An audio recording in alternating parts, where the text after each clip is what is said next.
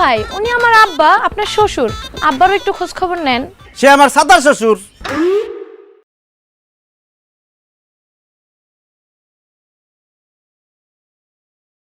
তোমার বাবা কি পরিমাণ কিপটা তার নাম শোনার সাথে সাথে সামান্য ভ্যান হলো আমার সাথে কি ধরনের খারাপ ব্যবহার করতেছিল আমি ভুইয়া বংশের পোলা আমি গাড়ি ছাড়া চলতেই পারি না এতখানি রাস্তা আমি এখন কিভাবে হেঁটে যাবো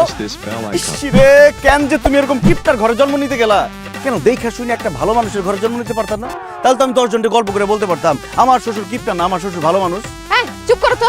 তুমি তো জানোই আমার বাপে কিপটা তাই আমগো বাড়ি যাইতেছো কে যাইতাছি কারণ আমি সিদ্ধান্ত নিছি এবার ঈদ করবো শ্বশুর বাড়ি এসব তুমি কি কইতেছো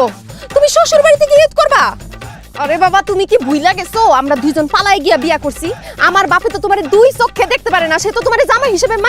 নাই তুমি যে আমগো বাড়িতে যাইতেছো এটাই তো বেশি এখন যদি সে শোনে তুমি ওখানে যাই ঈদ করবা তাহলে তোমারে লাঠি দিয়া পিটায় বাড়িতে বাইর করবো তোমার আব্বা আমার লাঠি দিয়ে পিটায় বাড়ি থেকে বাইর করলে আমার শাশুড়ি তার ঝাড়ু দিয়ে পিটায় বাড়ি থেকে বাইর করবো কারণ আমার শ্বশুর আমার জামাই হিসেবে মাইনে না দিতে পারে কিন্তু আমার শাশুড়ি আমার ঠিকই জামাই হিসেবে মাইনে নিচ্ছে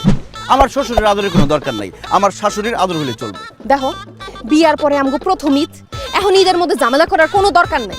চলো আমরা তোমাগো বাড়িতে গিয়ে ঈদ করি নাহলে জামাই শ্বশুরের ঝগড়া ঈদটাই আমার মাটি হয়ে যাইব আমার তো আর খাওয়া দাওয়া কোনো কাজ নাই তোমার ওই ফালতু কিপটা বাপের সাথে আমি ঝগড়া করতে যাব আমি তো তার সাথে কোনো কথাই বলবো না তার চেহারার দিকেই তাকাবো না আর খবরদার তুমি তোমার কিপটা বাপরে বলে দিবা সে যাতে আমার সাথে উল্টাপাল্টা কথা না বলে তোমার বাবা যদি আমার সাথে একটা উল্টাপাল্টা কথা বলে আমি কিন্তু তোমাদের বাড়িতে তুলকালাম বাঁধাই দিব এবার এই খবরদার তুমি আমাদের বাড়িতে যাইতে পারবে না চলো তোমাগো বাড়িতে গিয়ে ঈদ করি টুম্পা করো না জিদ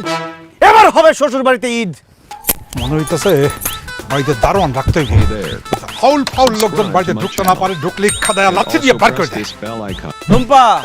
তোমার সামনের এই লম্বুটারে তুমি বলে দাও আমি ভুইয়া বাড়ির পোলা দারোয়ান আবার লাথি দিয়ে বাইর করে না আব্বা বলে সালাম দিয়ে ঘরে ঢোকায় চুপ করো তো তুমি আব্বা কেমন আছেন আব্বা এই তুই আমার আব্বা বলে ডাকবি না আমি তোর আব্বা না সেটাই তো টুম্পা তুমি ওনার আব্বা বলতেছো কেন উনি কি তোমার আব্বা উনি তোমার খালু লাগে তার খালু বলো খুশি হবে এই শানা শানা এই বাড়ির ভিতরে মিসকিন আসছে ফকির আসছে ভিক্ষা দিয়ে বেদা করো যা কই কোন ফকির মিসকিন আসছে আম্মা জান দেখতে পাইতেছেন না কোন ফকির আসছে আপনার সামনে একটা লম্বা ফকির খাড়ায় আছে ভিক্ষা দিয়ে বিদায় করুন তো জামাই বাবাজি তুমি যে কি বলো না তুমি কেমন আছো বাবা আমি আলহামদুলিল্লাহ ভালো আছি আম্মা আপনি কেমন আছেন আপনি দেখে তো মনে হয় না আপনি যে ভালো আছেন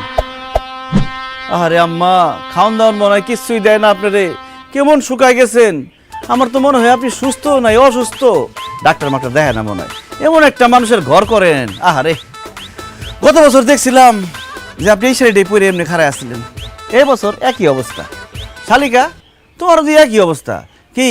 বাপে খাওয়ান মাম দেয় না জামা কাপড় কিনা দেয় না নাকি বাবাজি তুমি এত অস্থির হও না আল্লাহর রহমতে আমরা ভালো আছি তুমি কেমন আছো এত ভালো একটা শাশুড়ি থাকতে আমি খারাপ থাকি কেমনে আমি ভালো আছি আম্মা শালিকা তুমি কেমন আছো ভালো আছি দুলা ভাই তবে আপনারে দেখে এখন একটু বেশি ভালো লাগতেছে আমারও তোমারে দেখে আমারে দেখে খুব ভালো লাগতেছে তুমি খালি আম্মারে জিগাইতেছো কেমন আছে তোমার শালিরে জিগাইতেছো কেমন আছে সামনে আরেকজন আছে তারে জিজ্ঞেস করো তারে জিজ্ঞেস করবো কেন সে কে দুলা ভাই উনি আমার আব্বা আপনার শ্বশুর আব্বারও একটু খোঁজ খবর নেন সে আমার সাদা শ্বশুর সে জীবনে আমার কোনোদিন খোঁজ খবর নিছে যে আমি তার খোঁজ খবর নিমু জীবনে আমার কোনোদিন জামাই হিসেবে মানে না আমি ওনার শ্বশুর হিসেবে মানি না তো শ্বশুর হিসেবে আমাদের বাড়িতে আসছে কেন বের কর মামা বাড়ি আবদার বাইরে আর বাইরে গেলাম গা আমি আমার শ্বশুর বাড়িতে আসছি ঈদ করতে আসছি ঈদ কইরাই যাবো ঈদের একদিন আগেও যাবো না ঈদ তো দূরের কথা তুই এক